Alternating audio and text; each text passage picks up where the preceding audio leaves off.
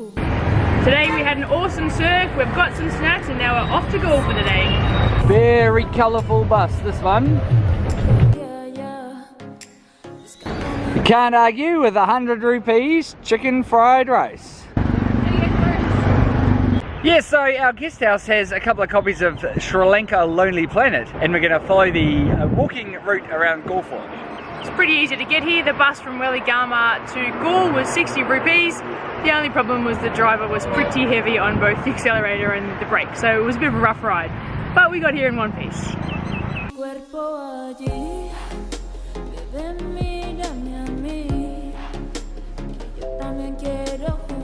How was your picnic? Oh, it's tasty. Thank you. Good find.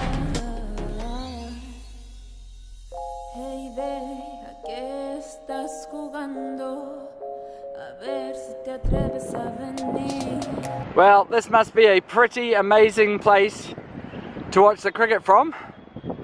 I imagine it's quite hard to get this particular seat. I'm right on the edge of the Galle Fort. If we look down, that's a long way down. And that's where the test match is going to be held in a few days. We're probably going to watch at least one day from up here. It's pretty special. This is probably a perfect description of Sri Lanka. In one spot, you have fishermen selling their fish directly out of the water, a huge amount of buses, the beautiful ocean, a massive historic fort, and of course a cricket ground. Can you get a more Sri Lankan scene than this? I don't think so.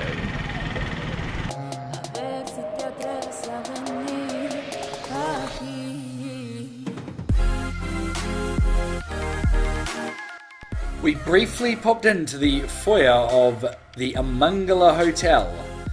We felt very out of place.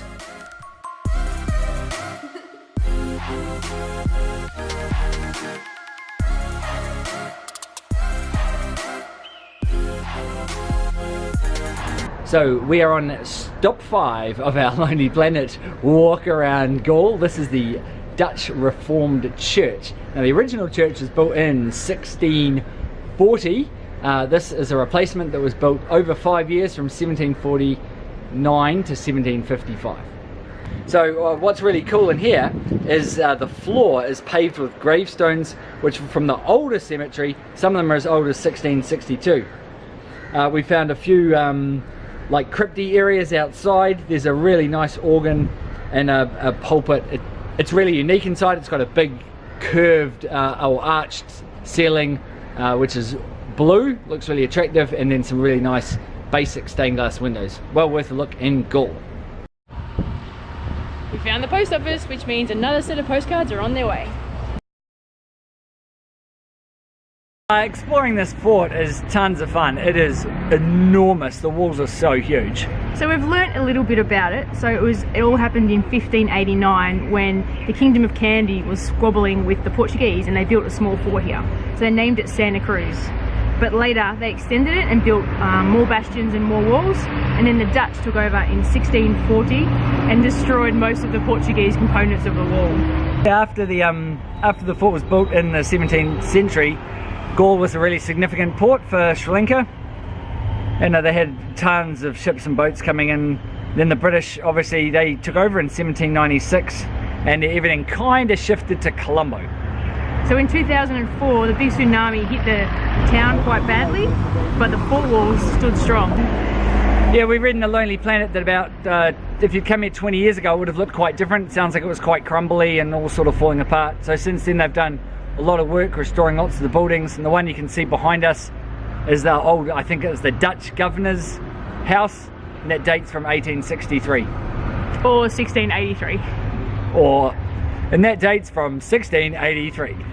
The whole area so far is sort of super clean. It looks like it's really well maintained, and you can go into all the churches and have a look at most buildings as you walk past. There's nothing you have to pay for with the exception of sort of the museums or any sort of cafes or restaurants you want to go in. How's the Lonely Planet going, babe? Borrowing the Lonely Planet was a good idea. Thank you. So we're now in the Black Fort. And this is the oldest part of the original fort, and some of it dates from the 1500s.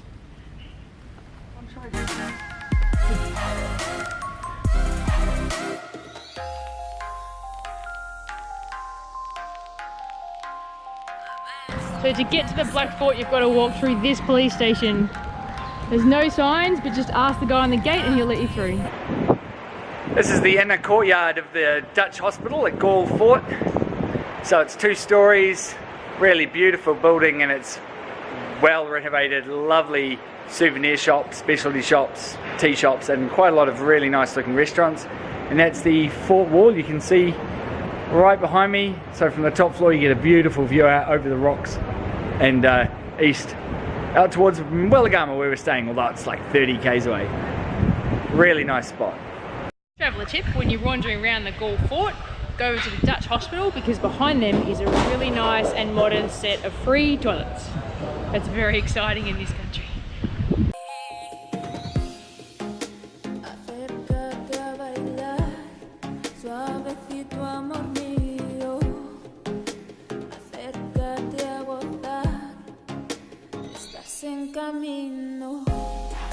Feeding our isopole addiction, they're slightly more expensive because the guy has to 15 cents each. bring them from the shop to here, but go magic carts.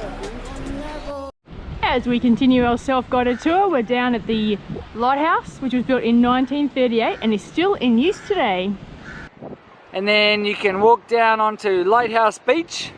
Looks like it'll actually make a really nice place for an afternoon swim.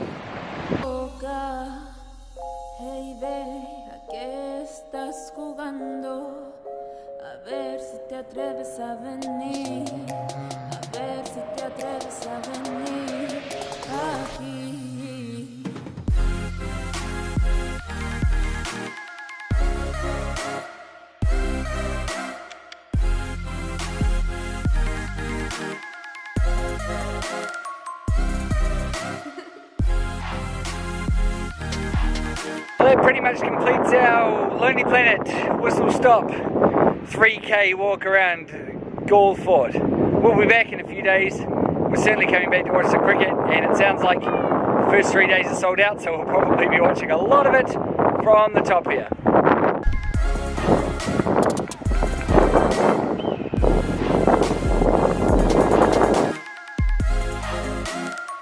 A bit of a disaster. What happened now? The ice block fell apart. Here's the carnage. So, did you need another one? Sad panda, no, I'll be alright.